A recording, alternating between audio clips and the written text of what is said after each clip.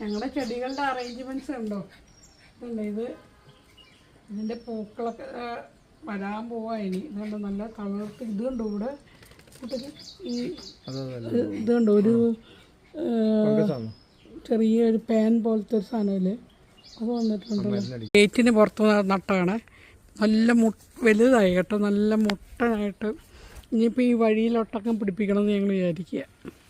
Okay okay, എന്ത് വലുതായെന്ന് ഇതുണ്ടോ. ഗേറ്റിന് പുറമുണ്ടോ നിറച്ചും ചെടികൾ. ഇതുണ്ടോ നമ്മുടെ ബദലയം ചെടി പൂക്കാറായെന്ന് തോന്നുന്നു, ഒന്ന് മൂത്തിട്ടുണ്ട്. ഇത്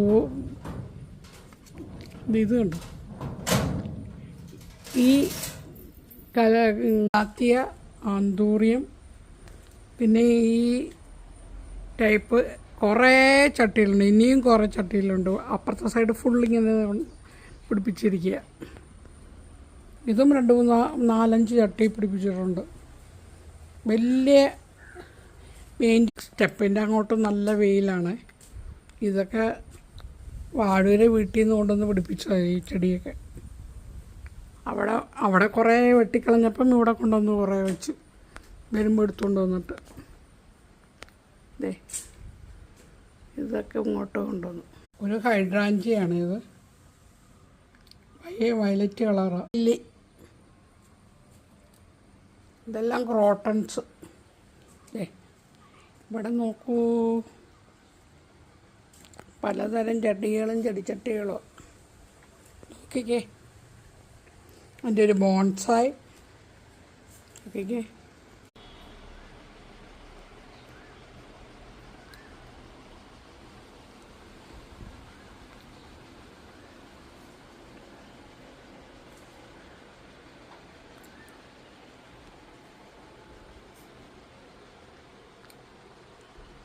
നോക്കാം.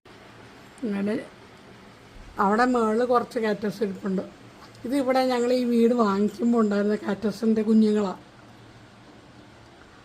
ആ വലിയ കാറ്റസ് ചീത്തയായിപ്പോയി, അതിൻ്റെ കുഞ്ഞുങ്ങളായത്.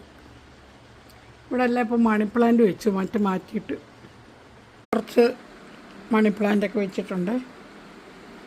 ഇതുണ്ടോ, ഇവിടെ കണ്ടോ, നല്ലപോലെ പിടിച്ചു കേട്ടോ. ഈ മണി പ്ലാന്റ് അങ്ങോട്ട് തിരിഞ്ഞായിരിക്കുന്നത്, നല്ലപോലെ പിടിച്ചതാണ്. കുറച്ച് ദിവസങ്ങളായി, ഒരു വർഷത്തിൽ കൂടുതലായി ഇതിങ്ങനെ ഇവിടെ നിൽക്കാൻ തുടങ്ങിയിട്ട്.